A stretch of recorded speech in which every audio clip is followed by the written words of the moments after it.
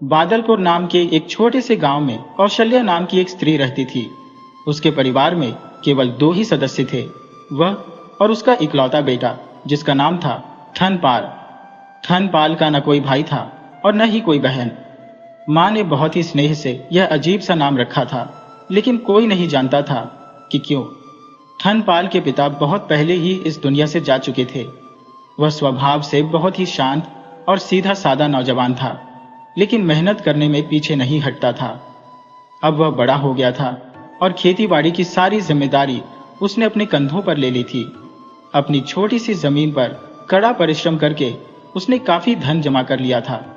उसने 2-4 गाय भैंस भी पाल रखी थी, जिनका दूध बेचकर उसे अच्छी कमाई हो जाती थी। जो दूध बच जाता माँ बेटा दोनों मिलकर पी लेते थे। कुल मिलाकर दोनों माँ बेटे का जीवन सुख चैन से कट रहा था। बेटे के जवान हो जाने से माँ कौशल्या को बस एक ही चिंता सताती थी कि अब ठनपाल का विवाह हो जाना चाहिए। पड़ोसियों की मदद से जल्दी ही ठनपाल का रिश्ता पक्का हो गया। उसकी होने वाली पत्नी पास के ही गांव की थी। इस खबर का पूरे गांव में चर्चा होने लगा, पर सबसे अधिक प्रसन्नता तो ठनपाल की मां को हुई। उन्होंने आस पड़ोस के सभी लोगों का मुंह मीठा करवाया। शादी की तैयारियां शुरू हो गईं। धान की धुलाई और अनाज की पिसाई होने लगी। अगले 15 दिन तो तैयारी में ही निकल गए और फिर तय समय पर बारात धूमधाम से गई। लड़की वालों ने बारातियों के स्वागत में कोई कमी नहीं छोड़ी। बड़े ही सुंदर तरीके से एक अच्छी लड़की के साथ ठनपाल का ब्याह संपन्न हुआ। विवाह के बाद दुल्हन ससुराल आई, पर 2-3 दिन रुककर वापस अपने मायके चली गई। अब ठनपाल का मन अपनी पत्नी के बिना घर में नहीं लगता था। एक दिन उसने अपनी माँ से कहा, माँ, शादी के बाद लड़कियां अपने ससुराल में ही अच्छी लगती हैं, मायके में नहीं। मेरी पत्नी को गए हुए बहुत दिन हो गए हैं। मैं सोच रहा हूं कि क्यों ना उसे वापस ले आऊं। बेटे की बात सुनकर माँ मना नहीं कर पाई और बोली, हाँ बेटा, तुम ठीक कह रहे हो। जब से बहू गई है ये घर सूना सूना लगता है। पहले तो हम केवल 2 ही प्राणी थे इस घर में, लेकिन जब से बहू आई उसके बिना तो घर खाली सा लग रहा है। तुम कल ही जाओ और बहू को उसके मायके से वापस ले आओ। अगले दिन ठनपाल सुबह सवेरे उठा, स्नान किया और बैलगाड़ी लेकर अपनी पत्नी को लेने के लिए निकल पड़ा। उन दिनों ज्यादा यातायात के साधन तो होते नहीं थे। लोग अपनी अपनी बैलगाड़ी से ही आते जाते थे। शाम होते होते ठनपाल अपने ससुराल पहुंच गया। ससुराल में उसका खूब जोरदार स्वागत हुआ। तरह तरह के पकवान बनने लगे। उसकी सालियों ने मिलकर पूरी, सब्जी, हलवा, खीर आदि कई तरह के व्यंजन बनाए। जब ठनपाल खाना खाने बैठा तो उसने देखा कि पूरियां तो बहुत ही छोटी छोटी बनी है, जबकि उसकी माँ तो बड़ी बड़ी रोटियां बनाती थी और वह उनके 4 टुकड़े करके खाता था। अब पूरियां देखकर वह एक एक पूरी पर सब्जी रखता और पूरी की पूरी साबुत ही निकल जाता। उसकी सालियों ने जब यह देखा तो वे उसका मजाक उड़ाने लगी और हंसने लगी। ठनपाल की पत्नी को अपने पति का मजाक उड़ना बिल्कुल भी अच्छा नहीं लगा। उसका पति इस तरह बुद्धूपन से खाना खाए, यह उससे बर्दाश्त नहीं हो रहा था। उसकी पत्नी अच्छी पढ़ी लिखी और समझदार थी। उसे ठनपाल की यह हरकत जरा भी पसंद नहीं आई। चूल्हे पर पूरियां बनाते बनाते वह इस बात का इंतजार कर रही थी कि कब ठनपाल उसकी तरफ देखे और वह इशारे से उसे समझाए। संयोग से ठनपाल की नजरें अपनी पत्नी से मिली। उसकी पत्नी ने हाथ के इशारे से 2 उंगलियां ऊपर करके समझाना चाहा कि अरे सीधे साधे आदमी, कम से कम एक पूरी के 2-2 टुकड़े तो कर ले। ट्विस्ट, ठनपाल को लगा कि उसकी पत्नी कह रही है कि एक बार में एक एक नहीं, बल्कि 2-2 पूरियां खा लो। अब तो उसने एक साथ 2-2 पूरियां खानी शुरू कर दी। वह एक पूरी पर सब्जी रखता, दूसरी पूरी उसके ऊपर रखता और फिर अपने मुंह में डाल लेता। उसकी सालियों ने जब यह देखा तो वे और जोर जोर से हंसने लगी। अब तो उसकी पत्नी को और भी अधिक गुस्सा आ गया। उसने माथे पर हाथ मारा और सोचा, हे भगवान, ये कैसे निरे बुद्धू आदमी से मेरा पाला पड़ गया है। इसे तो खाना खाने का सलीका भी नहीं आता। ट्विस्ट, ठनपाल ने जब अपनी पत्नी को माथे पर हाथ मारते हुए देखा तो समझा कि वह बोल रही है कि तो पूरियों को ऐसे ही खा ले जैसे पहले खा रहा था। कम से कम एक एक पूरी तो खा रहा था, अब तो तूने हद कर दी। ठनपाल बेचारा सीधा साधा आदमी था। उसे अपनी पत्नी का एक भी इशारा समझ में नहीं आ रहा था। ढेर सारा खाना खाने के बाद जब धनपाल की भूख खत्म हुई तो उसकी पत्नी और परेशान हो रही थी कि हे भगवान, इसे तो खाना खाना भी नहीं आता और खाता भी तो इतना सारा है। खा पीकर धनपाल उठा। बिस्तर लगा हुआ था, वह जाकर उस पर सो गया। अगले दिन जब धनपाल अपनी पत्नी को विदा कराकर चलने लगा तो सालियों ने मजाक में कहा, जीजा जी जा तो रहे हो, रास्ते में मेला लगा हुआ है, हमारी बहन को जरा मेला दिखाते हुए जाना। धनपाल ने हाँ में सिर हिला दिया और पत्नी को विदा करा के वहां से चल दिया। रास्ते में सचमुच मेला लगा हुआ था। धनपाल अपनी सालियों के कहे अनुसार पत्नी को मेले में लेकर चला गया। थोड़ी देर इधर उधर घूमने के बाद मेले की भीड़ में उसकी पत्नी कहीं खो गई। धनपाल चारों तरफ अपनी पत्नी को ढूंढता रहा मगर वह कहीं नहीं मिली। पास ही उसे एक मंदिर दिखाई दिया। उसने सोचा कि वहां जाकर भगवान से प्रार्थना करनी चाहिए।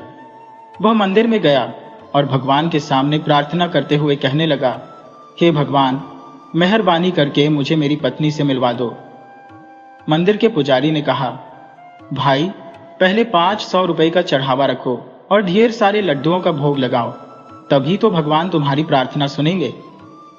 पुजारी की बात मानकर धनपाल ने ढेर सारा चढ़ावा चढ़ाया, भगवान जी को लड्डुओं का भोग लगाया और फिर प्रार्थना करने लगा। भगवान की कृपा कुछ ऐसी हुई कि जैसे ही धनपाल मंदिर के बाहर निकला तो उसकी पत्नी भी उसे ढूंढते हुए वहीं पर आ गई। अब तो धनपाल की श्रद्धा भगवान पर और भी ज्यादा बढ़ गई। उसने भगवान को बहुत धन्यवाद किया और अपनी पत्नी को साथ लेकर अपने घर आ पहुंचा। घर पहुंचते ही धनपाल की मां बहुत खुश हुई। बहू ने आते ही घर का सारा काम संभाल लिया। वह सासू मां को तो कुछ करने ही नहीं देती थी। हालांकि वह पढ़ी लिखी और समझदार थी। शुरू शुरू में उसे घर का काम करने में थोड़ी मुश्किल तो हुई, पर धीरे धीरे वह सब कुछ समझ और सीख रही थी। अगर उसे कुछ समझ में नहीं आता तो अपनी सास से पूछ लेती। एक बार उसकी सास ने कहा, बहू जाकर दूध मथ लो। जब बहू दूध मथने लगी तो थोड़ी देर के बाद उसमें मक्खन आ गया। बहू अपनी सास को बताते हुए कहने लगी, सासू मां, दूध में मक्खन आ गया है। ये सुनते ही सासू मां बोली, बहू ये तुम क्या कह रही हो, ऐसा नहीं कहते। अपनी सास की बात सुनकर बहू परेशान हो गई। उसे समझ में नहीं आ रहा था कि उसने ऐसा क्या कह दिया। उसने तो सिर्फ यही कहा था कि दूध में मक्खन आ गया है। अब उसकी सास ने नाक भौं सिकोड़ते हुए कहा, अरे बहू, यह नाम आज के बाद दोबारा मत लेना, क्योंकि मक्खन लाल तुम्हारे स्वर्गीय ससुर जी का नाम था। बहू बहुत ही परेशान हुई। वह सोचने लगी, इस घर में सबके नाम बहुत ही अजीबोगरीब है। मेरा पति अच्छा खासा कमाता है और उसका नाम है धनपाल। ससुर का नाम मक्खन लाल है। कैसे कैसे अजीबोगरीब नाम है इस घर के लोगों के। अगली बार जब बहू फिर से दूध मथने लगी तो जैसे ही उसमें मक्खन आया, वह अपनी सास से जाकर बोली, सासू मां, दूध में फिर से मक्खन। ये कहते हुए वह रुक गई और कुछ सोचकर बोली, सासू मां, दूध में ससुर जी आ गए हैं, चलकर निकाल लो। सासू मां फिर से मुंह बनाते हुए बहू को बुरा भला कहने लगी। बहू को तो कुछ भी समझ में नहीं आ रहा था कि यह सब उसके साथ क्या हो रहा है। अब तो उसे रोज ही डांट फटकार लगने लगी। जब बहू रानी पानी लेने के लिए या गांव में इधर उधर जाती तो लोग उसे देखते ही कहते, देखो देखो धनपाल की बहू आ रही है, या वह देखो धनपाल की बहू जा रही है।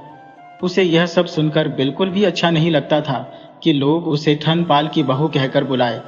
एक दिन उसने अपने पति से कहा, आप अपना नाम बदल लीजिए, मुझे यह नाम बिल्कुल भी अच्छा नहीं लगता। भला यह भी कोई नाम हुआ? आप इतना अच्छा खासा कमा लेते हो और नाम रखा है धनपाल। पता भी है कि धनपाल किसको कहते हैं? जिसके पास कुछ नहीं होता उसे कहते हैं धनपाल। मेरा तो भाग्य ही फूट गया जो मेरी शादी तुमसे हो गई। अगर तुमने आज अपना नाम न बदला तो मैं ये घर छोड़कर चली जाऊंगी, तुम्हारे साथ नहीं रहूंगी। धनपाल ने उसे समझाते हुए कहा, भाग्यवान, नाम में क्या रखा है? नाम तो ऐसे ही लोगों के पुकारने के लिए रखा जाता है, इनका जिंदगी पर कोई असर नहीं होता। अगर मेरा नाम धनपाल ना होकर कुछ और होता तो भी मैं वही होता जो मैं आज हूं। हाँ, अगर इस दुनिया में तुम्हें मेरे नाम से अच्छे नाम वाले लोग मिल जाए तो तू जरूर इस घर से चली जाना, मैं तुझे नहीं रोकूंगा। और अगर तुझे नाम की पहेली समझ में ना आए तो तू घर वापस आ जाना। अब तो उसकी घरवाली गुस्से में आकर घर छोड़कर चल दी। रास्ते में उसे एक छोटी सी लड़की मिली जो रास्ते से लकड़ियां बिन रही थी। उसने फटे पुराने कपड़े पहने हुए थे। ठनपाल की पत्नी ने उससे पूछा, अरे तेरा क्या नाम है और तू क्या कर रही है? वह लड़की बोली, मेरा नाम लक्ष्मी है और मैं रोज इसी तरह से रास्ते से लकड़ियां इकट्ठी करती हूँ। इसी से मेरे घर में चूल्हा जलता है। ठनपाल की पत्नी सोचने लगी, ट्विस्ट, अच्छा नाम है लक्ष्मी और काम करती है लकड़ियां बिनने का, बड़ी अजीब बात है। यह सोचते हुए वह आगे बढ़ी तो उसे भूसे की बैलगाड़ी ले जाता हुआ एक आदमी मिला। उस आदमी ने ठनपाल की पत्नी से रास्ता पूछा। रास्ता बताने के बाद वह कहने लगी, भैया तुम्हारा नाम क्या है? वह आदमी बोला, मेरा नाम है धनपाल। धनपाल की पत्नी एक बार फिर से सोच में पड़ गई। सोचने लगी, नाम है धनपाल और काम क्या करता है? बैलगाड़ी में भूसा ढोता है। अरे इसका नाम धनपाल होने से इसे भला क्या फायदा हुआ? धन तो इसके पास आया ही नहीं। थोड़ी देर के बाद वह थोड़ा और आगे बढ़ी।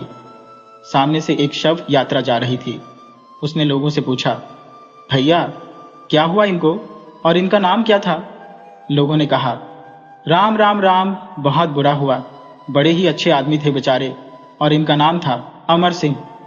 धनपाल की पत्नी ने सोचा, ट्विस्ट, ये कैसी विडंबना है, नाम है अमर सिंह और आदमी मर गया। अब तो उसकी बुद्धि चकरा गई। वह वहीं से अपने घर वापस लौट गई। जैसे ही उसने घर की दहलीज पर कदम रखा तो उसके पति ने कहा, अरे भाग्यवान, तुम लौट आई। तुम तो मुझसे गुस्सा होकर गई थी, फिर घर वापस कैसे आ गई? वह बोली, मेरी नाराजगी अब दूर हो गई है। पति बोला, अच्छा ऐसा क्या देख लिया तुमने जो तुम्हारी नाराजगी दूर हो गई और तुम उल्टे पांव घर वापस आ गई?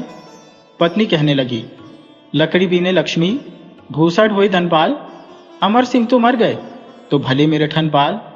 यह सुनते ही ठनपाल की आंखों से खुशी के आंसू बहने लगे, क्योंकि उसकी पत्नी को समझ में आ चुका था कि नाम से कुछ नहीं होता, इंसान अपने कर्मों से ही बड़ा होता है। उसकी पत्नी सोचने लगी कि उसका पति अच्छा खासा कमा लेता है और बहुत अच्छा इंसान है, उसकी सारी ख्वाहिशों को पूरा करता है, मुझे खुश रखने की पूरी कोशिश करता है। रही बात सासू माँ की, तो वह तो बेचारी पुराने विचारों की है। कोई बात नहीं, दिल की तो बहुत ही अच्छी है, सब निभ जाएगा। ये सोचकर ठनपाल की पत्नी उसके साथ हंसी खुशी रहने लगी।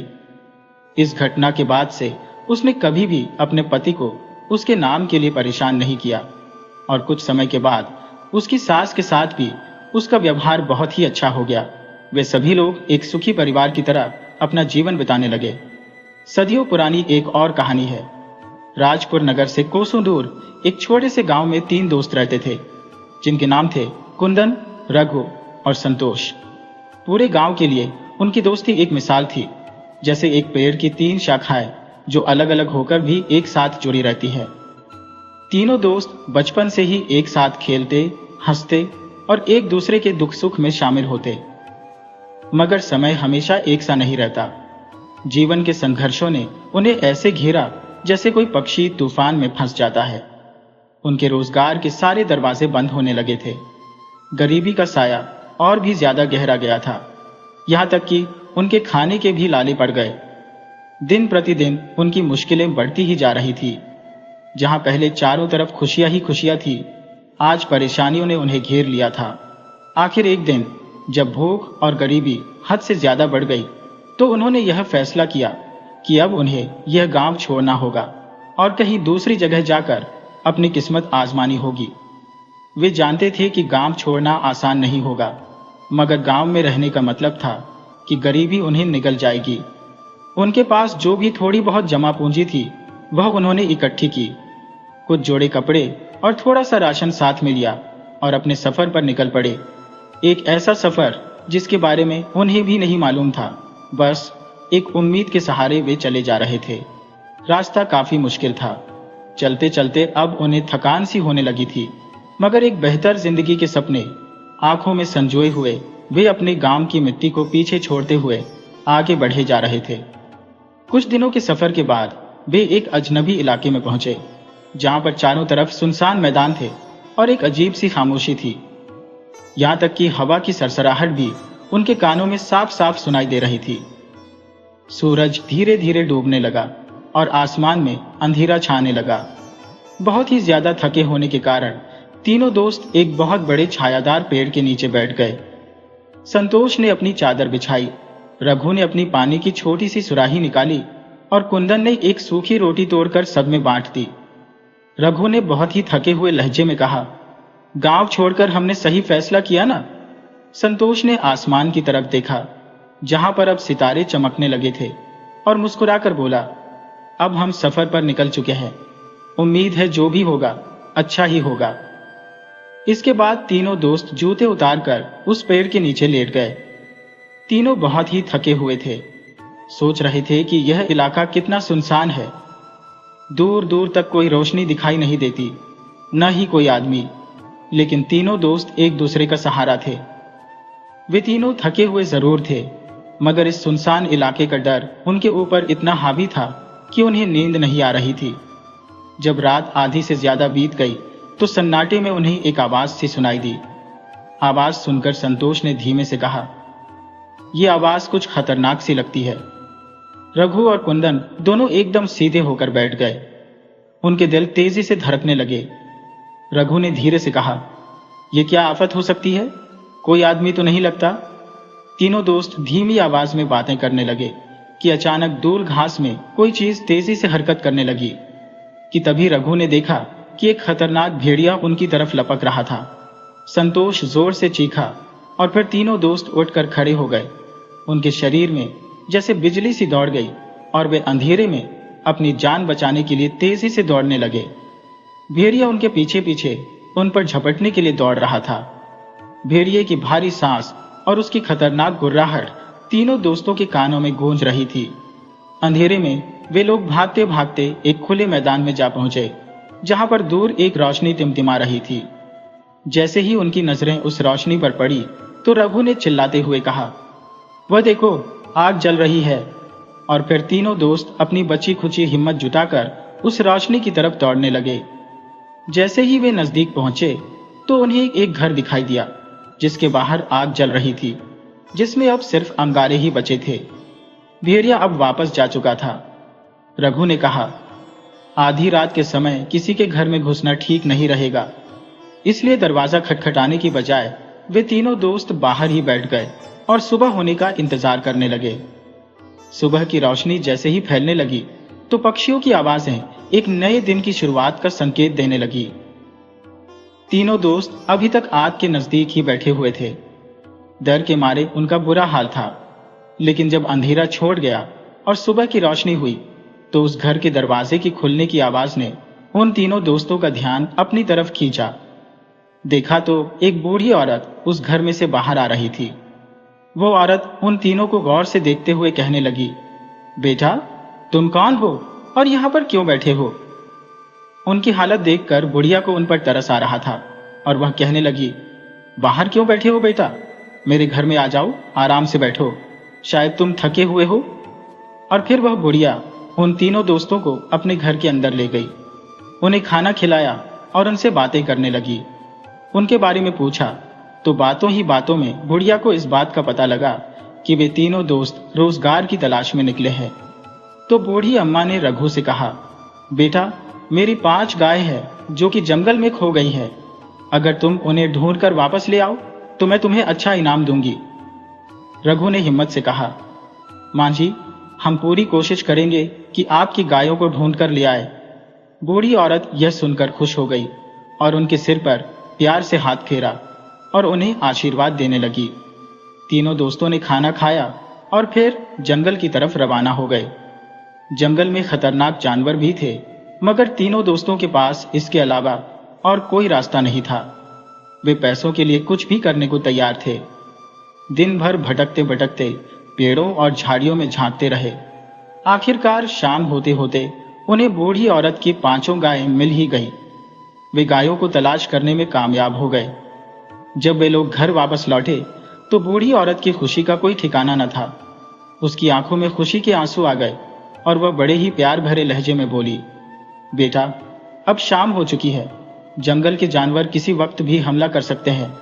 अच्छा यही होगा कि तुम आज की रात भी यहीं पर गुजार लो और सुबह होते ही यहां से चले जाना। तीनों दोस्त एक दूसरे की तरफ देखने लगे। थकान और भूख के कारण उनका बुरा हाल था, इसीलिए उन्होंने यह फैसला किया कि आज की रात वे यहीं पर रुकेंगे और सुबह निकल जाएंगे। सुबह होते ही तीनों दोस्तों ने अपना सामान समेटा और जाने का फैसला किया। लेकिन कुंदन के मन में एक सवाल मचल रहा था। वह बूढ़ी औरत की तरफ देखकर बोला, माँ जी, आपका कोई रिश्तेदार आपके साथ नहीं रहता? इस सुनसान जंगल में आप अकेले कैसे जिंदगी गुजार रही हैं? बूढ़ी औरत मुस्कुराती हुई बोली, बेटा, मेरे 2 बेटे हैं और 1 बेटी है। मेरी बेटी जो कि शहर में ब्याही हुई है और मेरे दोनों बेटे अपनी बहन की खबर लेने के लिए शहर गए हुए हैं। मैं बस उनकी वापसी का ही इंतजार कर रही हूँ। और फिर बूढ़ी औरत अंदर गई और एक थैली लेकर वापस आई। वह थैली उसने रघु के हाथों में रख दी और बोली, बेटा, ये तुम तीनों का इनाम है। इसमें तुम्हारी सोच से भी ज्यादा दौलत है। इसमें हर गाय के बदले 100 अशर्फिया है, यानी कि इसमें 500 सोने की अशर्फिया है। तुम तीनों दोस्त इसे आपस में बांट लेना। रघु ने जब थैली खोली तो वह हैरान रह गया, मगर फौरन बोला, माँ जी, हमें पैसों की जरूरत तो है, लेकिन हम आपकी जरूरत से फायदा नहीं उठा सकते। आप ये थैली वापस रख लीजिए। वैसे भी हम मजदूरी करने के लिए आए हैं और कहीं और जाकर काम कर लेंगे। बूढ़ी औरत ने जब उनकी सच्चाई और उनकी मेहनत देखी तो जिद करके वह सोने की अशरफियां उन्हें दे दी। तीनों दोस्त बुढ़िया का आशीर्वाद लेकर वहां से रवाना हो गए।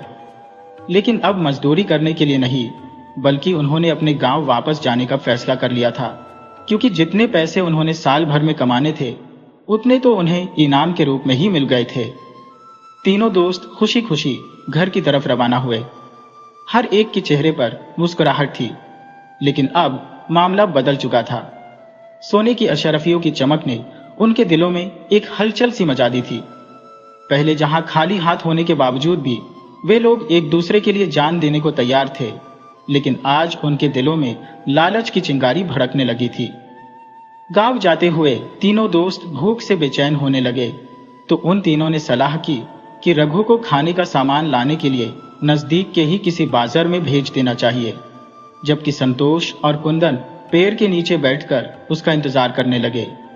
मगर उनके दिलों में लालच सिर उठा रहा था। सारी उम्र की दोस्ती और प्यार को भुलाते हुए वे दोनों एक दूसरे की तरफ देखने लगे और फिर धीरे से बातें करने लगे कि अगर रघु वापस ना आए तो यह सारी दौलत हमारी हो सकती है। कुछ देर तक चुप रहने के बाद दोनों ने यह फैसला किया कि जैसे ही रघु वापस आएगा तो वे लोग उसे खत्म कर देंगे, ताकि सोने की अशरफियों पर सिर्फ उन दोनों का कब्जा हो जाए। ट्विस्ट। उधर रघु बाजार की तरफ बढ़ रहा था, मगर उसके दिमाग में भी लालच ने अपनी जगह बना ली थी। उसने सोचा कि अगर मैं खाने में जहर मिला दूं तो दोनों दोस्त मर जाएंगे और सारी दौलत सिर्फ मेरी हो जाएगी। यह ख्याल आते ही उसके होठों पर एक शैतानी मुस्कुराहट फैल गई। उसने बाजार से जर खरीद लिया और अपने इरादे को पूरा करने के लिए उस जर को वह खाने में मिलाने का फैसला कर लेता है। रघु अब बाजार से जर खरीद चुका था और उसे खाने में मिलाने जा ही रहा था, जबकि दूसरी तरफ संतोष और कुंदन भी एक षड्यंत्र बना रहे थे। उन्होंने फैसला कर लिया था कि जब रघु खाने के साथ वापस आएगा तो वे दोनों मिलकर उसे जान से मार देंगे और यह सारी दौलत आपस में बांट लेंगे। मगर लालच के साथ साथ उनके दिलों में अपने दोस्त के लिए प्यार भी उमड़ रहा था। परंतु संतोष और कुंदन अपनी साजिश के तहत बेसब्री से रघु का इंतजार करने लगे। ट्विस्ट। दूसरी तरफ रघु ने बाजार में पहुंचकर जहर तो खरीद लिया और जब उसे खाने में मिलाने लगा तो अचानक उसके दिल में पछतावा होने लगा। उसके मन में यह विचार आया कि यह दौलत शायद मेरे लिए एक परीक्षा है। अगर मैंने अपने दोस्तों के साथ गद्दारी की तो भगवान मुझे कभी माफ नहीं करेंगे और मुझे इसकी सजा जरूर मिलेगी। यह सोचकर उसने जहर को एक तरफ रख दिया और बिल्कुल साफ मन के साथ खाने का सामान लेकर वापस रवाना हो गया। उसने खाने में जहर मिलाने का विचार अब त्याग दिया था। इधर संतोष और कुंदन को भी अपनी गलती का एहसास होने लगा था। वे सोचने लगे, दोस्ती जैसे रिश्ते को पैसों की खातिर मार डालना बहुत बड़ी नादानी होगी। उन्हें अपनी सोच पर बहुत ही दुख हो रहा था। आखिरकार उन्होंने यह फैसला किया कि वे रघु को कोई नुकसान नहीं पहुंचाएंगे और अपने इस षड्यंत्र को उन्होंने वहीं पर खत्म कर दिया। कुछ देर के बाद रघु जब खाना लेकर वापस आया, तीनों दोस्तों ने खुशी खुशी खाना खाया और किसी ने भी एक दूसरे के साथ अपने विचारों को शेयर नहीं किया। उन्होंने नहीं बताया कि वे एक दूसरे के खून के प्यासे हो रहे थे, क्योंकि वह चाहते थे कि उनकी दोस्ती में किसी तरह की कोई दरार ना आ जाए। संतोष और कुंदन सोच रहे थे कि सच्चाई बताने से शायद रघु बुरा मान जाएगा, जबकि रघु के मन में यह विचार था कि कहीं संतोष और कुंदन उससे नाराज न हो जाए। खाना खाने के बाद तीनों दोस्त एक बार फिर से अपने गांव की तरफ रवाना हो गए। यह सफर उनके एक नए जीवन की शुरुआत था। हर एक दोस्त के दिल में अपने दोस्तों के लिए पहले से ज्यादा प्यार और अपनापन था। अब तक जो उनके दिलों में बुरे विचार आ रहे थे, उनके लिए उनके मन में शर्मिंदगी थी। सूरज अब डूबने लगा था, रात का अंधेरा फैलने लगा, तो तीनों दोस्तों ने यह सलाह की कि आगे का सफर जारी रखना खतरनाक हो सकता है। रघु ने एक पहाड़ की तरफ इशारा करते हुए कहा, वहां पर मुझे एक गुफा दिखाई दे रही है। मुझे लगता है कि वहीं पर रात गुजारनी चाहिए, ताकि हम जंगली जानवरों और डाकुओं से अपने आप को बचा सके। संतोष और कुंदन ने भी उसकी बात मान ली और फिर तीनों दोस्त बड़ी ही सावधानी से उस गुफा की तरफ बढ़ने लगे। रात की ठंडी हवाएं उनके शरीर में कांप-कंपी सी छूटा रही थी। दूर दराज जंगलों और पहाड़ियों से भेड़ियों के चिल्लाने की आवाजें गूंज रही थी, जो कि उस इलाके को और भी ज्यादा खतरनाक बना रही थी। जैसे ही वे लोग गुफा के नजदीक पहुंचे, तो गुफा के अंदर बिल्कुल अंधेरा था। वे तीनों रुक गए। तब कुंदन ने धीमी आवाज में कहा, यह जगह तो ठीक है ना? रघु ने हल्की सी हंसी के साथ जवाब दिया, अब रुकने का समय नहीं है, अंदर चलते हैं।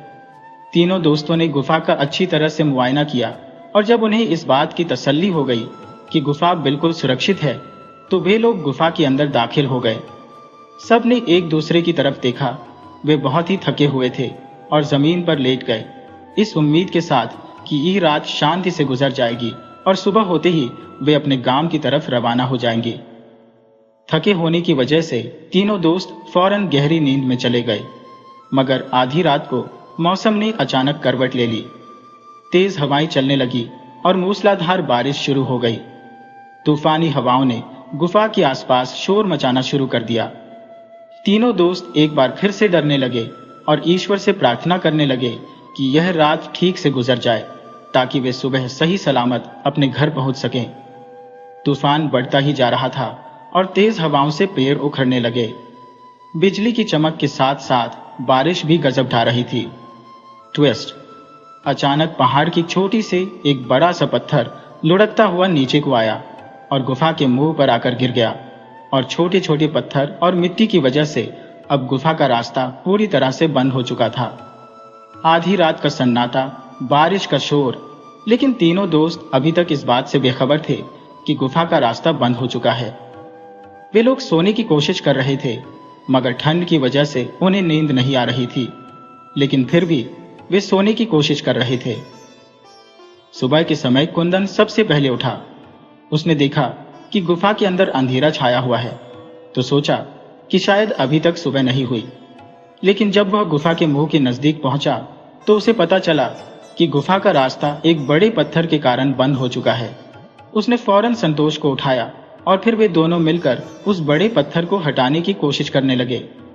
ये दोनों दोस्त वही थे जो पहले अपने तीसरे दोस्त रघु को मारने के बारे में सोच रहे थे। उन दोनों ने अपनी पूरी ताकत लगा दी, लेकिन वह पत्थर को अपनी जगह से टस से मस न कर सके। वे दोनों बड़े ही मायूस हुए और फिर उन्होंने अपने तीसरे दोस्त रघु को जगाया। अब तीनों दोस्तों ने मिलकर जोर लगाना शुरू किया। उनके हाथ जख्मी होने लगे। ठंड बहुत ज्यादा होने के बावजूद भी उन तीनों को पसीने आ रहे थे। उन्होंने बारी बारी से अपनी पूरी ताकत लगा दी, मगर पत्थर अपनी जगह से टस से मस न हुआ। इस वक्त उन तीनों को अपनी बेबसी का एहसास होने लगा। कई बार कोशिशें करने के बाद तीनों ने मिलकर एक आखिरी जोर लगाया और पत्थर नीचे लुढ़क गया। गुफा का रास्ता अब खुल चुका था और रोशनी अंदर आने लगी। तो तीनों दोस्तों ने सुकून की सांस ली और वे तीनों ईश्वर का धन्यवाद करने लगे कि वे इस मुसीबत से बचकर बाहर निकल आए। और फिर तीनों दोस्त अपनी यात्रा पर आगे बढ़ने लगे। रास्ते में हर एक दोस्त अपने ही विचारों में खोया हुआ था। कुंदन सोच रहा था कि अगर हमने रघु को नुकसान पहुंचाया होता तो आज हम उस पत्थर को हटाने में सफल न हो पाते और इसी गुफा के अंदर तड़प तड़प कर मर जाते। जबकि रघु के दिल में यह विचार आ रहा था कि अगर मैंने खाने में जहर मिला दिया होता तो मैं अकेला इस पत्थर को कैसे हटाता और उस गुफा के अंदर भूखा प्यासा ही मर जाता। इसके बाद तीनों दोस्तों ने एक दूसरे को सारी सच्चाई बता दी और एक दूसरे से माफी भी मांगी। वे तीनों अपने गांव पहुंचे और उन्होंने बड़ी ही ईमानदारी से सोने की अशरफियां आपस में बांट ली। अब वे तीनों पहले से ज्यादा एक दूसरे के करीब हो गए थे और भाइयों की तरह वह अपना जीवन गुजारने लगे। इस कठिन परीक्षा ने उनके दिलो दिमाग पर गहरा असर छोड़ा था और उन्हें यह एहसास हो गया कि लालच न सिर्फ दूसरों के लिए बल्कि खुद इंसान के लिए भी तबाही का कारण बन सकता है।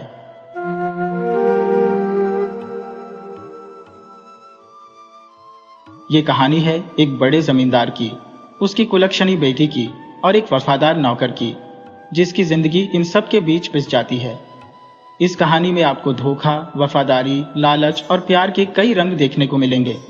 कहानी पसंद आई तो इसे लाइक और शेयर जरूर करें और आपको ये कहानी कैसी लगी ये हमें कमेंट में बताना बिल्कुल न भूलें। चलिए अब कहानी शुरू करते हैं। पुराने जमाने में कंचनपुर नाम का एक गांव था जहां दयानिधि नाम का एक बहुत बड़ा जमींदार अपनी पत्नी के साथ रहा करता था। जमींदार के पास हजारों बीघा जमीन थी, सैकड़ों बीघे में बाग थे और एक बहुत बड़ी गौशाला भी थी। मगर घर में दयानिधि, उसकी पत्नी और एक छोटी सी बेटी के सिवा कोई नहीं था। उसका अपना कोई बेटा नहीं था। हालांकि दयानिधि अभी जवान था, उसकी पत्नी भी जवान थी, तो बेटा होने की पूरी उम्मीद थी। फिर भी दयानिधि के एक पुराने नौकर सुखीराम ने उसे सलाह दी, मालिक, आप एक और ब्याह कर डालो। आप बड़े आदमी हो, इतनी बड़ी संपत्ति है, इसकी देखभाल के लिए आपको 5-7 बेटों की जरूरत है, जो एक पत्नी से मुमकिन नहीं है। और फिर मालकिन पर भरोसा मत कीजिए, उनको तो सिर्फ बेटियां ही होंगी। दयानिधि अपने नौकर सुखीराम पर बहुत भरोसा करता था। वो नौकर से बोला, तुम कोई भी बात इन कई नौकरों के बीच बोल देते हो, तुम्हें जो कुछ कहना है अकेले में कहो। चलो हम बागीचे में चलते हैं, वहीं हम बैठकर बात करेंगे। उधर जमींदारनी का भी एक खास नौकर था जिसका नाम पंचम था। वो जमींदारनी के लिए जासूसी करता था। वो हर वक्त छिपकर जमींदार के पीछे लगा रहता था। जमींदार किससे मिलते हैं, किस नौकरानी से बात करते हैं, किस नौकरानी पर ज्यादा मेहरबान है, वो इस बात की भी खबर जमींदारनी को देता था कि जमींदार साहब कितनी बार दिन में खांसे हैं, कितनी बार लघु शंका किए हैं, कितनी बार उनकी हवा निकली है। यह सुनकर जमींदारनी बोलती, तुम फालतू की खबर मत लाया कर, किसी दिन ठोस खबर लाओ, तब मैं तुझे कुछ इनाम दूंगी। अब पंचम और भी जोर शोर से जमींदार के पीछे लग गया। एक दिन जमींदार सुखीराम को लेकर बागीचे में गया। सुखीराम कई दिन से कुछ कहना चाह रहा था, मगर वो नौकरों के सामने नहीं कह पा रहा था। अब उसे बात को पचा पाना मुश्किल हो रहा था, तो वह जमींदार से बोला, अब आज आपसे कुछ बात करना चाहता हूं। जमींदार बोला, चलो बागीचे में चलते हैं। तो दोनों बागीचे में चले गए। एक सुनसान जगह देखकर एक पेड़ के नीचे खड़े होकर जमींदार बोला, सुखीराम, अब बताओ क्या कहना चाहते हो।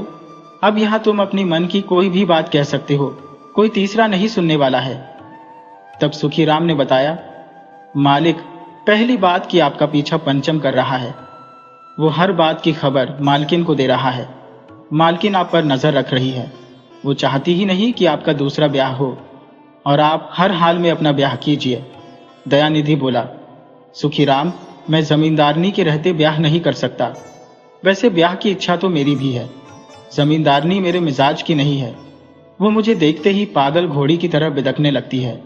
उसकी बुरी आदत के चलते हम साथ नहीं रह पाते।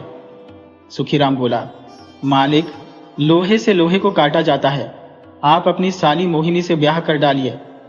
जमींदार बोला, तुम पगला गए हो। अरे, उससे ब्याह कैसे हो सकता है? वो जमींदार की बेटी है। हमारे सास ससुर जिंदा है। एक घर में एक ही आदमी से 2 बेटियों का ब्याह कैसे कर देंगे? ऐसी मूर्खता सिर्फ लाचार आदमी कर सकता है, कोई जमींदार नहीं। सुखीराम बोला, लेकिन मालिक, मैं आपके दिल की बात जानता हूं। आप उस पर मरते हो और वो भी आपके लिए मरती है। जमींदार बोला, चुप बेवकूफ, मेरे दिल की बात तू कैसे जानता है? सुखीराम बोला, मैं सब जानता हूँ, और यह भी जानता हूँ कि न तो आप जमींदारनी को पसंद करते हो, न जमींदारनी आपको पसंद करती है। आप दोनों का ब्याह बेमेल है। जमींदारनी आपसे उम्र में बड़ी है और आप उससे 10 साल छोटे हो, इसलिए आप पर रोक जमाती है। आप कोई भी जतन कर मोहिनी से ब्याह कर डालो।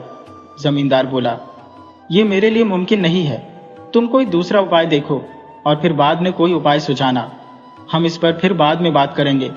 चलो पहले गोदाम पर चलते हैं, नौकर काम चोरी कर रहे होंगे। जमींदार सुखीराम के साथ गोदाम पर चला आया। जमींदार और सुखीराम को नहीं पता था कि जिस पेड़ के नीचे बैठकर बात कर रहे थे, उस पेड़ पर पंचम पहले से बैठा था और सारी बात ध्यान से सुन रहा था। वो जमींदारनी का खास मखास था। वो झूठ भी बोल दे तो जमींदारनी मान जाती थी। वो हमेशा जमींदारनी को जमींदार के खिलाफ भड़काता रहता था, तो सुखीराम जमींदार को भड़काता था। दोनों के भड़काने से ही जमींदार और जमींदारनी में नहीं बनती थी। ब्याह एक पवित्र बंधन होता है। पति पत्नी का जीवन एक दूसरे पर भरोसे से चलता है। इसमें तीसरा कोई बर्दाश्त नहीं होता। इस बात का ख्याल पति पत्नी दोनों को रखना होता है। अगर दोनों में से किसी एक ने भी अपनी शादीशुदा जिंदगी की बातें तीसरे से बांट दी और उसकी बात मानने लगे, तो जीवन नरक बन जाता है, क्योंकि तीसरा आदमी अपने फायदे के लिए काम करता है। उसे इस बात से कोई मतलब नहीं रहता कि उसकी चुगली से किसी का घर टूट सकता है। ना समझ पति पत्नी अक्सर यह गलती कर देते हैं। उनका कोई तीसरा प्यारा बन जाता है और वो उनका घर उजाड़ देता है। आजकल तो यह पहले से ज्यादा बढ़ गया है और उसका रूप भी बहुत खतरनाक तरीके से बदल गया है। तो पंचम को बहुत बड़ा मसाला मिल गया था। वो पेड़ से उतरा और सीधे जमींदारनी के पास गया और आंखों देखी कानों सुनी बात जो की त्यों जमींदारनी से सुना दी। मालकिन, आपके खिलाफ भयंकर साजिश हो रही है। साला सुखीराम मालिक को भड़का रहा है। वो मालिक से कह रहा था कि आप ब्याह कर लो, वो भी मालकिन की बहन से। वो यह भी कह रहा था कि लोहे को लोहे से काटा जाता है। अब लोहे से लोहा कटता है कि नहीं, मैं एक गरीब आदमी, कभी नहीं देखा हूं। आप इस विषय में इसका मतलब जानती होंगी, मुझे तो कुछ नहीं पता। अब मालकिन, इतनी बड़ी खबर के लिए तो कुछ इनाम बनता ही है। जमींदारनी ने उसे 3 सोने के सिक्के दे दिए और बोली, तुम इसी तरह जमींदार पर नजर बनाए रहो। उधर जमींदार सुखीराम से बोला, देखो, मैं सुबह में घर से थोड़ा नाश्ता करके आया हूं, जाओ घर से खाना लाओ। सुखीराम आराम से जमींदार के घर चला गया। जमींदारनी ने बड़े प्यार से सुखीराम को घर में बुलाया। सुखीराम, तुम कभी हमारे पास नहीं आते, सिर्फ जमींदार से चिपके रहते हो। अरे, मेरे पास भी कभी आ जाया करो, मेरे काम में हाथ बटा दिया करो। घर में बहुत से काम है जो करने हैं। सुखीराम बोला, मालकिन, हुक्म करो, क्या करना है। तब जमींदारनी बोली, कुछ ज्यादा नहीं, मेरे सोने वाली कमरे का संदूक थोड़ा सरकाना है। सुखीराम बोला, मालकिन, अभी सरका देता हूं। वो ज्यों ही सोने वाले कमरे में गया, जमींदारनी उस पर बेलन लेकर टूट पड़ी। वो मार मार कर सुखीराम का कचूमर निकाल दी। वो सुखीराम की गलती भी गिनाती जा रही थी। मेरी बहन से जमींदार का ब्याह कराने चले हो, ये कैसे भूल गए हो कि मोहिनी मेरी बहन है, तुम्हारी नहीं। अगर जमींदार का ब्याह कराना है तो अपनी बहन से करा दो। जमींदारनी गुस्से में बोली, तुम आज के बाद भूल से भी कहीं आसपास दिखना नहीं चाहिए, वरना फिर तुम्हें जिंदा नहीं छोड़ूंगी। किसी तरह जान बचाकर सुखीराम जमींदार के पास गया। उसकी हालत देख जमींदार हैरान हुआ। तुम गया तो खाना लाने था, मगर तुम्हें पीटा किसने? तब सुखीराम बोला, मालकिन ने मुझे बहुत मारा है, वो भी घर में बंद करके। उन्हें पता नहीं कैसे हमारी और आपकी बात पता चल गई है। मैं तो पिट गया, अब आपकी बारी है। जमींदार यह सुनकर काफी डर गया। उसे भी समझ नहीं आ रहा था कि यह बात जमींदारनी को कैसे पता चल गई। वह सुखीराम से बोला, सुखीराम, तू कुछ दिन हमारे यहाँ का काम छोड़ दे। माहौल शांत होने के बाद तुम मेरे पास फिर काम पर आना। सुखीराम बोला, मालिक, अब आप बताओ कि मैं कहाँ जाऊं, मुझे तो कहीं काम ही नहीं मिलेगा। तब जमींदार ने बताया, तुम मेरी ससुराल चले जाओ और वहीं 2-4 महीने रहो, उसके बाद यहाँ आना। सुखीराम को भी जमींदार का सुझाव बहुत अच्छा लगा। वह पहले अपने घर चला गया। इधर जमींदार की हिम्मत ही नहीं हो रही थी कि घर लौटे।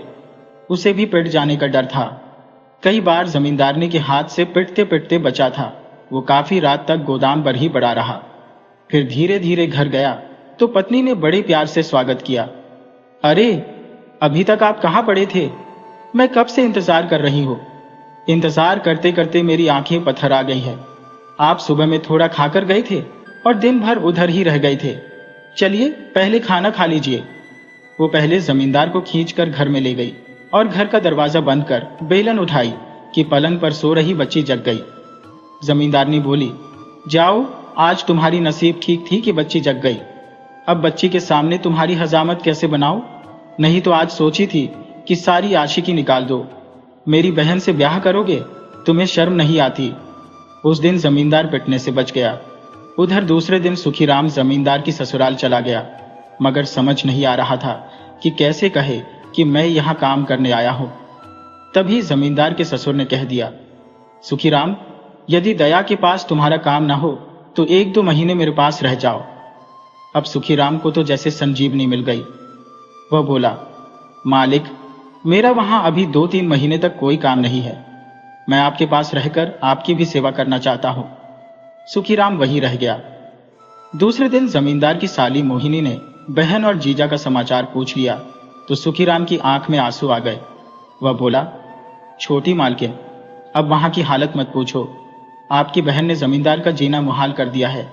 वह उन्हें बेलन से पीटती है। मैं बचाने गया तो मेरे को भी मारकर हाल बेहाल कर दी। मोहिनी बोली, क्या बकते हो? मेरी बहन भला अपने पति को क्यों मारेगी? तब सुखीराम ने अपना कपड़ा हटाकर पीठ दिखाई।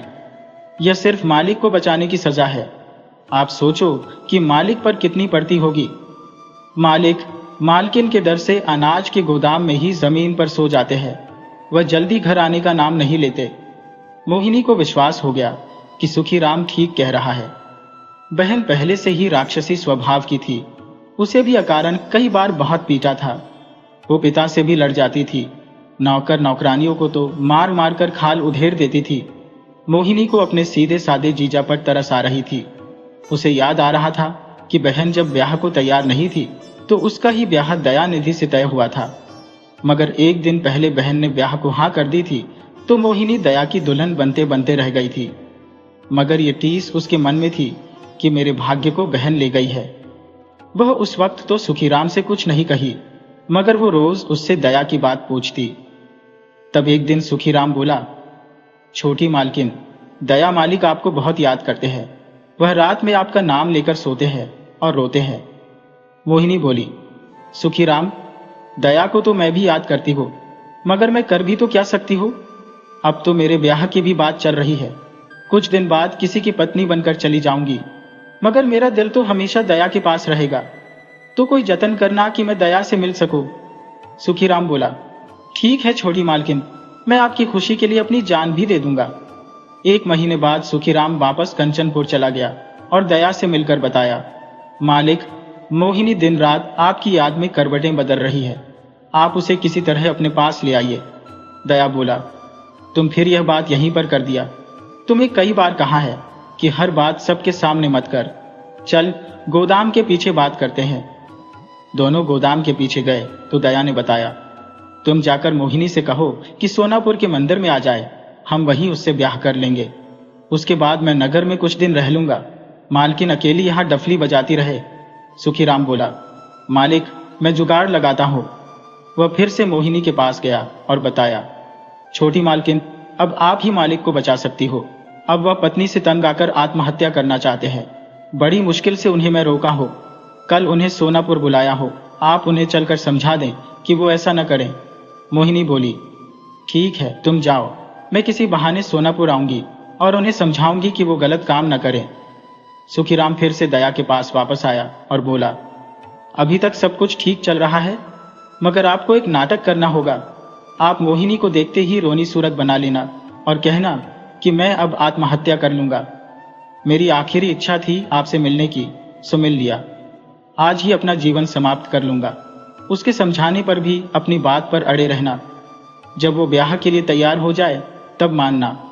दया बोला, सुखीराम, तुम ठीक कह रहा है, मैं वैसा ही करूंगा। कल सुबह में हम यहां से निकल चलेंगे। इधर पंचम दोनों को सुबह में साथ जाते देख लिया तो उसे कुछ शक हुआ। वो धीरे धीरे छिप छिप कर दोनों का पीछा करने लगा। उसे हैरानी हुई कि दोनों सोनापुर की तरफ जा रहे हैं, तो वह भी सोनापुर चला गया। दया और सुखीराम के कुछ देर इंतजार के बाद मोहिनी मंदिर पर आ गई और बोली, आप क्या पागलपन करने जा रहे हो? भला कोई इस तरह अपनी जान देता है? आप बहुत दब्बू किस्म के आदमी हो। मेरी बहन कोई बदतमीजी करती है तो उसे एक बार मारपीट दीजिए, मजाल है जो फिर आंख उठाकर आपकी तरफ देख सके। अरे मर्द बनो। जब तक औरत बनकर रहोगे तो औरत मर्द बनती रहेगी। तब दया बोला, मोहिनी, मैं हर तरह से कोशिश करके थक गया हूं। हर बार मैं ही पिट जाता हूं। अब मेरी कोई इज्जत नहीं है। अब मैं जिंदा नहीं रहना चाहता। मेरी आखिरी इच्छा थी तुमसे मिलने की, मिल लिया। अब मेरे दिल में कोई अरमान बाकी नहीं रह गया है। लौटते वक्त अपनी जान दे दूंगा। मैं जिंदगी में और धोखे नहीं सह सकता। तुम्हारे पिता ने मेरे साथ छल किया। ब्याह तुमसे तय था, मगर मेरे साथ धोखे से राक्षसी भेज दी। मोहिनी बोली, चलो जो होना था हो गया। अब हम उसे बदल कर भी नहीं बदल सकते। दया बोला, तुम भी चाहती हो कि मैं मर जाऊं? क्या तुम उस धोखे को सही मानती हो? मोहिनी बोली, नहीं, मैं भी उस धोखे से बहुत विचलित हुई थी, मगर मैं क्या कर सकती हूँ? दया बोला, हम सच्चाई को स्वीकार कर सकते हैं। मैं तुमसे ब्याह को तैयार हूँ। मोहिनी बोली, चाह तो मैं भी रही हूँ, मगर चाहने से अब कुछ नहीं हो सकता। अब सिर्फ बदनामी हाथ आएगी। मैं कोई गलत कदम नहीं उठा सकती। दया बोला, मैं कहाँ कह रहा हूं कि गलत कदम उठाओ। अब तुम वापस जाओ। ये मेरी तुम्हारी आखिरी मुलाकात है। फिर किसी दूसरे जन्म में मिलेंगे। आज मैं अपनी जान दे दूंगा।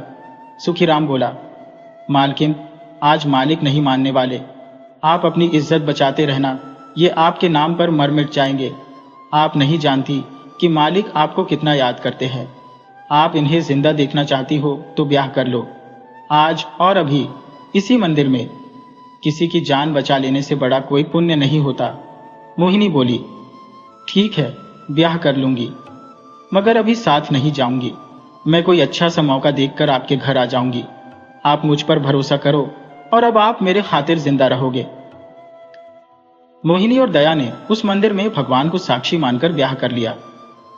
मोहिनी घर लौट गई। दया भी सुखीराम के साथ वापस आ गया, मगर उससे पहले पंचम सब तमाशा देख लिया था। वो भागता हुआ जमींदारनी के पास आया और बोला, मालकिन, गजब हो गया। आप लुट गईं, बर्बाद हो गईं। आपकी बहन ने ही आपके घर में डाका डाल दिया।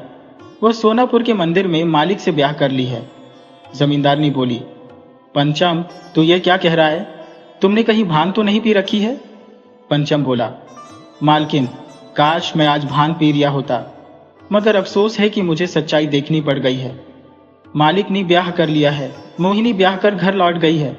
मालिक अब घर वापस आ रहे हैं। कुछ देर में ही दया घर वापस आ गया तो पत्नी ने पूछ लिया, तुम सोनापुर गए थे? दया बोला, गया था। पत्नी बोली, मोहिनी वहां आई थी? दया बोला, आई थी। तुमने उससे ब्याह कर लिया है? दया बोला, तुम जब मेरी हर एक बात पता लगा लेती हो तो पूछती क्यों हो? पत्नी बोली, सच सच बताओ, वरना बहुत मारूंगी। दया बोला, वो जमाना गया कि जब गद्दी जलेबी खाती थी।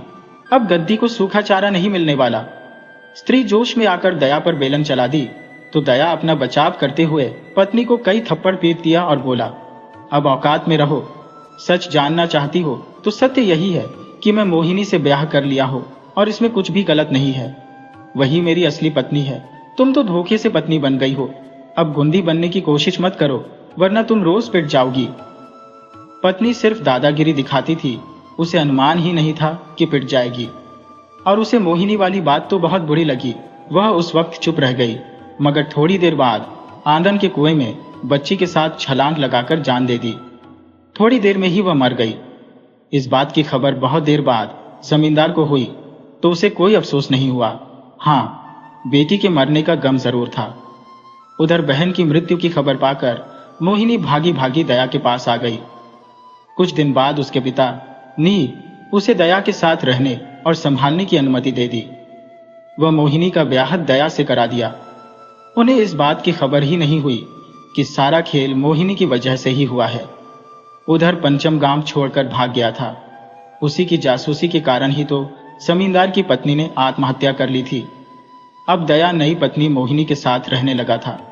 मोहिनी अपनी बड़ी बहन जैसी बहुत खूबसूरत नहीं थी, मगर दिल की बहुत सुंदर थी। वह बहुत दयालु थी। दया तो प्रेम का भूखा था। दोनों 5 साल तक एक साथ रहे। इस बीच उन्हें 2 बेटे भी हुए। दया ने बड़े बेटे का नाम मंगेश रखा तो छोटे बेटे का नाम कमलेश रखा। दया दोनों से बहुत प्यार करता था। इस तरह समय गुजरा तो मंगेश 10 साल का हो गया और कमलेश 8 साल का। एक दिन जमींदार बागीचे में गया हुआ था कि एक जहरीले सांप ने जमींदार को डस लिया। लाख कोशिशों के बाद भी जमींदार को बचाया नहीं जा सका। जमींदार मर गया। सारा भार अब जमींदारनी मोहिनी के ऊपर आ पड़ा। हालांकि वह पति की मृत्यु से काफी दुखी थी। वह अपने बच्चों को देखकर खुद को संभाल रही थी, मगर वह इतना दुखी रहती थी कि कुछ दिन बाद बीमार पड़ गई। वो 4-5 साल लगातार बीमार रही और लंबी बीमारी की वजह से एक दिन चल बसी। अब सारा भार मंगेश के ऊपर आ पड़ा। मंगेश ने जमींदारी संभाल ली। वो अपने छोटे भाई से बहुत प्यार करता था। इस तरह समय गुजरने लगा। कुछ दिनों बाद छोटे भाई कमलेश ने कहा, भाई तुम अब ब्याह कर लो। कई लोग आ रहे हैं, उनमें से किसी लड़की को पसंद कर ब्याह कर लो। मंगेश बोला, पसंद वाला काम तो तुम्हें करना पड़ेगा। मैं भला अपने लिए लड़की थोड़ी पसंद कर सकता हूँ। कमलेश बोला, चलो मैं ही पसंद कर लेता हूँ, इसमें कौन सी बड़ी बात है। दूर एक गांव था खड़गपुर। वहीं के लोग मंगेश को पसंद किए थे तो कमलेश लड़की देखने आया। लड़की उसे बहुत अच्छी लगी। उसकी अपनी पसंद लगी। वो बड़े भाई से उसका ब्याह नहीं चाहता था, मगर उसे मजबूरी में बड़े भाई के लिए पसंद करना पड़ा। लड़की ब्याह कर मंगेश के घर आ गई, लेकिन उसे भी मंगेश पसंद नहीं था। मंगेश दुबला पतला मरियल आदमी था, जबकि कमलेश हष्ट पुष्ट नौजवान था। जब कमलेश ने उसे भाभी कहा तो वह नाराज हो गई। बोली, मुझे भाभी मत कहा करो।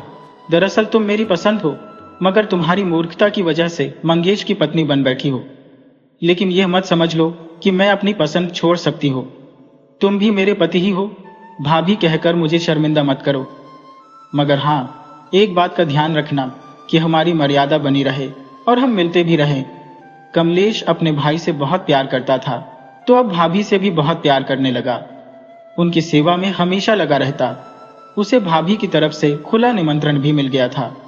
जमींदार का घर था, बहुत बड़ा था।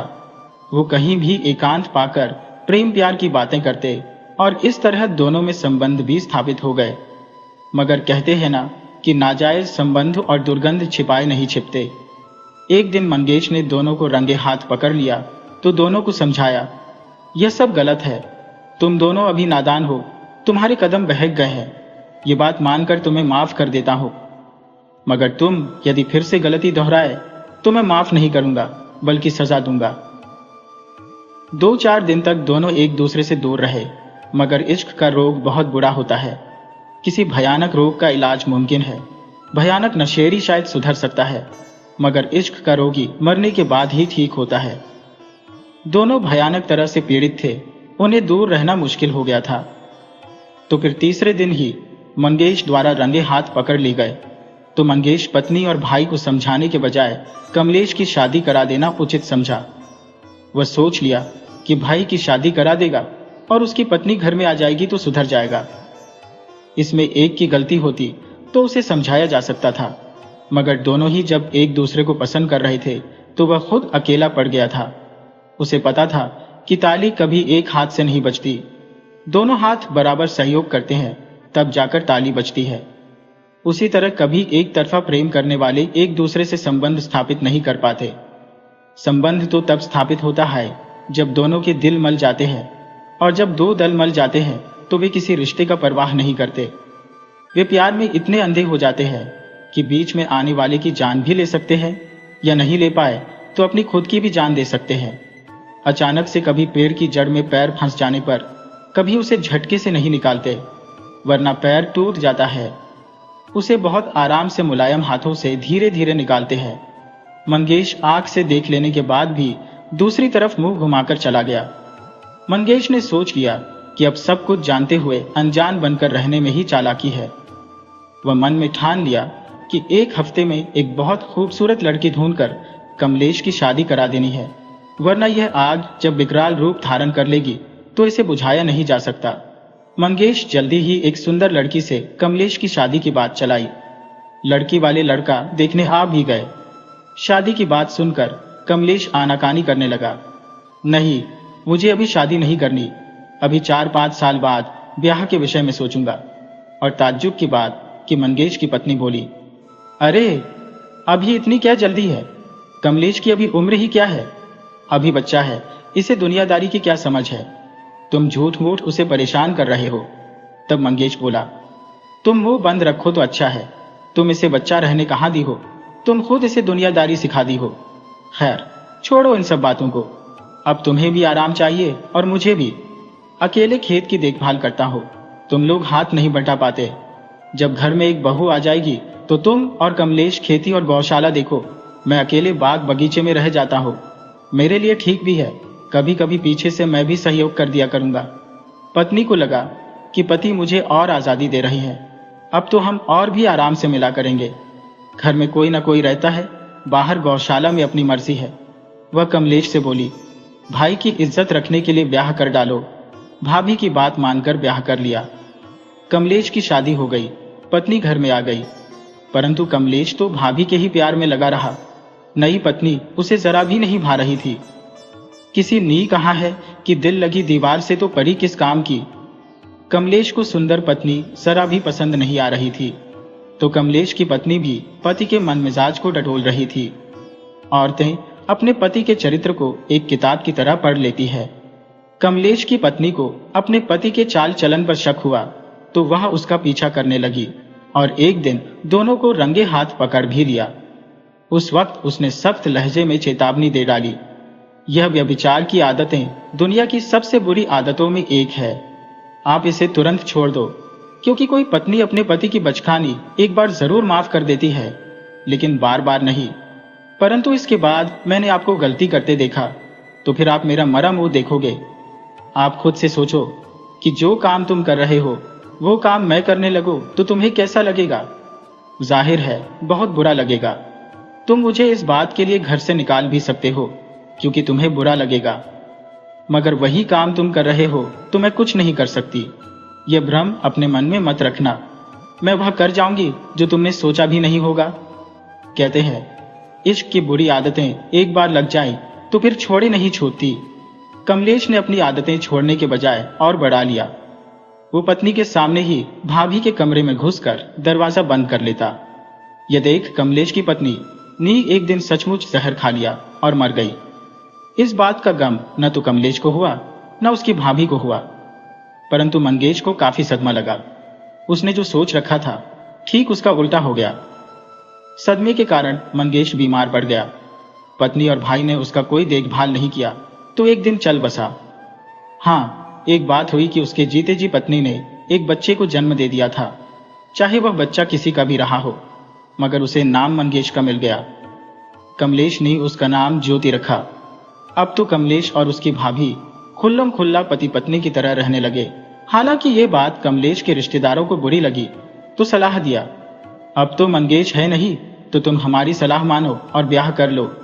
यह न्याय संगत है, इसमें कोई दोष नहीं है, मगर इस तरह बिना ब्याह साथ रहोगे तो समाज में क्या मुंह दिखाओगे? लोक लाज से बचने के लिए दोनों ने ब्याह कर लिया। पहले से उनका एक बेटा था ही। दोनों बहुत प्यार से बच्चे का लालन पालन करने लगे। मौज मस्ती में दोनों के दिन गुजरने लगे। अब तो वह पति पत्नी थे, पूरी जमींदारी उनकी अपनी थी। धीरे धीरे बच्चा ज्योति 10 साल का हो गया। वह अपनी माँ से बहुत प्यार करता था, जबकि वह अपने पिता को काका ही बोलता था और उससे भी बहुत प्यार करता था। कमलेश को पता था कि यह बच्चा भाई का नहीं, मेरा है, मगर मेरे ब्याह से पहले का है, तो इसको पिता का नाम भाई का मिल गया। हाय! उधर बच्चे को पता था और माँ ने बताया था कि उसके पिता की मृत्यु हो गई है और मेरे काका मुझे और माँ को पाल रहे हैं, मेरी माँ का सहारा बन गए हैं। लेकिन दुनिया में सबको माँ का प्यार सदा मिलता रहे, ये सबके भाग्य में नहीं होता। एक दिन ज्योति की माँ बीमार पड़ी और गुजर गई। ज्योति से ज्यादा दुख कमलेश को हुआ। वह स्त्री के बगैर रह ही नहीं सकता था, वो कामी हो चुका था।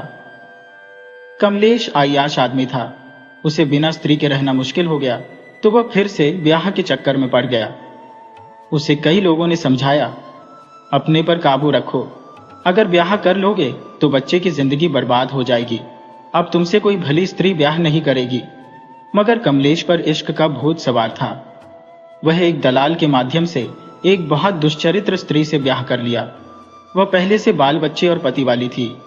वो बच्चों को लेकर कमलेश के घर में आ गई। आते ही उसने ज्योति पर जुल्म करना शुरू कर दिया। उसे अकारण मारने पीटने लगी। उसकी नजर कमलेश की बहुत बड़ी जमींदारी पर लग गई थी। वह उसे हर हाल में हासिल करना चाहती थी। ये तो कमलेश को भी पता था कि 100 चूहे खाने वाली बिल्लियां हज को नहीं जाया करती, मगर इश्क ने उसे निकम्मा कर दिया था। स्त्री ने हर चीज पर अधिकार जमा लिया था, मगर उसकी आंख की किरकिरी एकमात्र ज्योति था जिसे वह ठिकाने लगाना चाहती थी। वह अपने पति से एकांत में बात कर रही थी। बात बन गई है, तुम ज्योति को ले जाकर कहीं मार डालो, फिर हम बड़ी आराम से कमलेश को भी मार डालेंगे। उसके बाद सब कुछ हमारा हो जाएगा। हम एक बार एक सड़क से उठकर जमींदारी पर बैठ जाएंगे। दोनों की बात बूढ़ा नौकर सुखीराम सुन रहा था। वह कमलेश से बताया, मालिक, ज्योति और आपकी मरने की बात चल रही है। ये स्त्री पहले से पति वाली है। ये पति के साथ मिलकर धन हड़पने के लिए ब्याह की है। इसका ब्याह सिर्फ आपके हवस को मिटाने के लिए और सारी जायदाद हड़पने के लिए है। आपने अपनी गलती से पूरे परिवार को मिटा डाला है, मगर फिर भी काम की भूख नहीं मिटी है। अब एकमात्र निशानी ज्योति बचा है, जो किसी और का नहीं, आपका अपना बेटा है। उसे बचा लो। अब तो होश में आ जाओ, आखिरी निशानी मिटाने से बचा लो। जिस स्त्री को पत्नी समझ रहे हो वो नागिन है। वो आपको और ज्योति को मारने आई है। वह सबको मारने का प्लान बनाई है और अपने बच्चों को तुम्हारा उत्तराधिकारी बनाना चाहती है। आपको अब जरा भी शर्म है तो सारी जायदाद आज ही अपने बेटे ज्योति के नाम कर दे और उसे आज ही कहीं बहुत दूर भेज दे, जहां इस दुष्ट स्त्री का हाथ न पहुंच सके। कमलेश को तो जैसे सोए से नींद खुल गई। उसे पहली बार अपनी करनी पर बहुत पछतावा हुआ। उसे लगने लगा कि अपनी पत्नी और भाई की मौत का जिम्मेदार खुद है। अब उसे ज्योति बहुत प्यारा लगने लगा। उसने कचहरी जाकर सारी जायदाद ज्योति के नाम कर दी और ज्योति से बोला, तू किसी दूसरे नगर चला जा, भीख मांगकर खा लेना, परंतु जब तक सयाने ना हो जाना कभी लौटकर यहां मत आना। यहां तुम्हारी जान को खतरा है।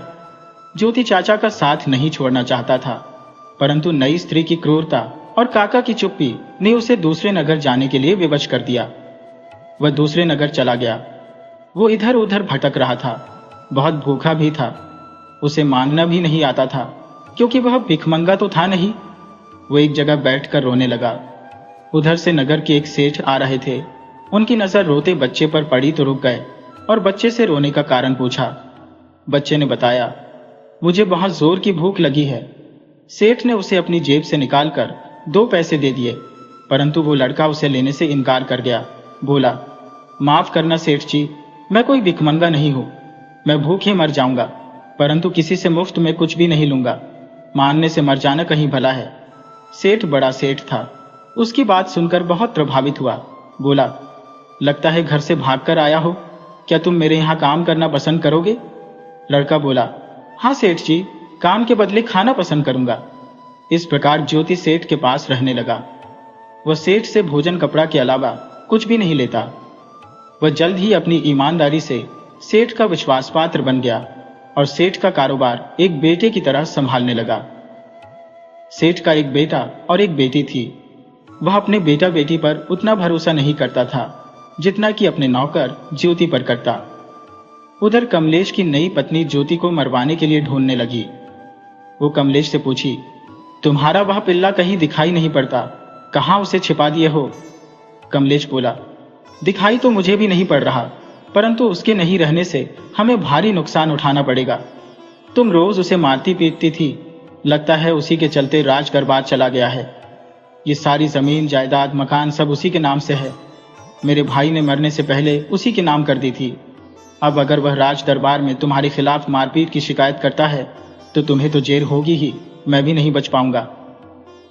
ये बात सुनकर दुष्चरित्र स्त्री काफी डर गई। वो एक बार राज दरबार के चक्कर में फंस गई थी तो 50 कोड़े लगे थे और 2 साल तक रात रात भर चक्की चलानी पड़ी थी। वो काफी भयभीत हुई और यह भी जान ली कि इस कमलेश के जिम्मे कुछ नहीं है, तो तुरंत अपना बोरिया बिस्तर उठाई और चल दी। कमलेश बोला, जाने मन, मुझे छोड़कर मत जाओ, तुम मेरी अच्छी पत्नी हो। तब वो स्त्री बोली, भिख मंगे, मुझे पत्नी कहते शर्म नहीं आ रही? पहले तो मुझे बताया कि सारी जमींदारी तुम्हारी है, तुम रानी की तरह राज करोगी, और अब झूठे प्यार जताने का नाटक कर रहे हो। तुम्हें पता नहीं है कि दूसरी पत्नी या प्रेमिका रखने पर हाथी के बराबर खर्च आता है। वह पैर पटकती हुई चली गई। कमलेश ने राहत की सांस ली। उधर सेठ के बेटा बेटी एक दूसरे नगर में रहकर शिक्षा अध्ययन करते थे। शिक्षा पूरी कर 10 वर्ष बाद सेठ के बेटा बेटी घर लौट आए। अब ज्योति भी 20 वर्ष का हो चुका था। वह अब सेठ के घर से बाहर तक का सभी कार्य देखा करता था। यह बात सेठ के बेटे को तो नहीं, परंतु बेटी को बुरा लगने लगा था। वह अपने पिता से कह भी चुकी थी, नौकरों को इतना सिर चढ़ाना अच्छी बात नहीं। वो नहीं चाहती थी कि नौकर हर जगह ताक झांक करे। परंतु ज्योति को सेठ की बेटी पर कुछ अलग किस्म का शक था। उसने उसे एक लड़के से मिलते हुए पकड़ लिया तो लड़की अपनी गलती मानने के बजाय उसे नौकरी से निकाल देने की धमकी देने लगी। ज्योति बोला, बहन जी, आप जो कर रही हो उसी में एक दिन उलझ जाओगी, तुम्हें उसमें से निकलना भारी पड़ जाएगा। आप इस तरह की गलती मत करो। तुम मुझे अपनी बहन जैसी लगती हो, इसलिए मना कर रहा हूं, वरना नौकर की क्या मजाल कि ताक झांक करे। सेठ जी आपकी शादी बहुत बड़े घर में कर देंगे। लड़की ने गुस्से में आकर ज्योति को कई थप्पड़ जड़ दिए और बोली, आज के बाद मेरे बीच में आया तो मुझसे बुरा कोई नहीं होगा। तुम अपना प्रवचन किसी गंवार को सुनाना, और नौकर हो तो नौकर की तरह रहो। मैं कोई तुम्हारी बहन नहीं हो, मुझे किसी भाई की जरूरत नहीं। मेरे पास अपना भाई है, तुमसे स्मार्ट, सुंदर, पढ़ा लिखा है। ज्योति ने भी अब इस मामले से दूर ही रहना अच्छा समझा। वो रोज सुबह सुबह सैर करने निकलता था। आज वह बहुत रात में ही सैर को निकल गया था। कारण था कि आसमान में बादल छाए थे। उसे समय की सही जानकारी नहीं चल पाया तो 2 घंटे पहले ही निकल गया। वह एक तालाब में रोज अपना हाथ मुंह धोता था। तालाब एकांत और सुनसान जगह पर था। दरअसल वह तालाब भी सेठ जी का ही था, उसे सेवा भाव से बनवा दिया था। ज्योति ने देखा कि एक लड़की तेजी से आ रही है और बिना सोचे समझे तालाब में छलांग लगा दी है। ज्योति समझ गया कि वह स्नान करने के लिए इतनी रात में छलांग नहीं लगाई है, वो आत्महत्या करना चाहती है। उसने तुरंत पानी में कूदकर लड़की को बाहर निकाला। वो देखकर हैरान रह गया कि यह अपने सेठ की बेटी है। वह बोल पड़ा, बहन, तुम और यह कदम, तुमसे तो ऐसी उम्मीद नहीं थी। तुम बहुत पढ़ी लिखी, समझदार हो, फिर भी गलत कदम। अगर तुम मर जाती तो सेठ किसी को मुंह दिखाने के लायक भी नहीं रह पाते। वो बोली, अगर मैं जिंदा रहती हूं तो भी मेरे पिता किसी को मुंह नहीं दिखा पाएंगे। तुम्हारी बात नहीं मानकर मैंने बहुत बड़ी गलती कर दी है। उस लड़के ने मुझे धोखा दिया है। अब मैं उसके बच्चे की मां बनने वाली हूं और वह मुझसे ब्याह नहीं करना चाहता। वो मुझ पर लांछन लगा रहा है कि तुम बदचलन हो। अब मेरे पास मरने के सिवा कोई रास्ता भी नहीं है। ज्योति बोला, बहन, तुम पहले यह बताओ कि वो लड़का कौन है, किसका बेटा है? तब वो बताई, वह तो सेठ करोड़ी का इकलौता बेटा है। ज्योति बोला, बस मुझे इतना ही जानना था। अब तुम आराम से घर में बैठो और जितना कहता हूं उतना ही करो। इस बात की जानकारी भी मेरे अलावा घर में किसी को नहीं होनी चाहिए। आप करोड़ी के बेटे की तो बात ही छोड़िए, खुद करोड़ी तुम्हारे कदमों में पड़कर दया की भीख मांगेगा। आगे की बात मैं तुम्हें बताता रहूंगा। तुम मेरी बहन हो, तुम मानो या न मानो, मगर मैं तुझे अपनी सगी बहन मानता हूं। तुम्हारी इज्जत कभी नीलाम नहीं होने दूंगा। सेठ करोड़ी की बेटी ज्योति की दीवानी थी, मगर ज्योति था कि उस पर घास नहीं डाल रहा था। ज्योति ने पहली बार जब करोड़ी की बेटी को महत्व दिया तो वह फूले नहीं समाई। वह किसी न किसी बहाने ज्योति से रोज मिलने लगी, उसके साथ मरने जीने की कस्में खाने लगी।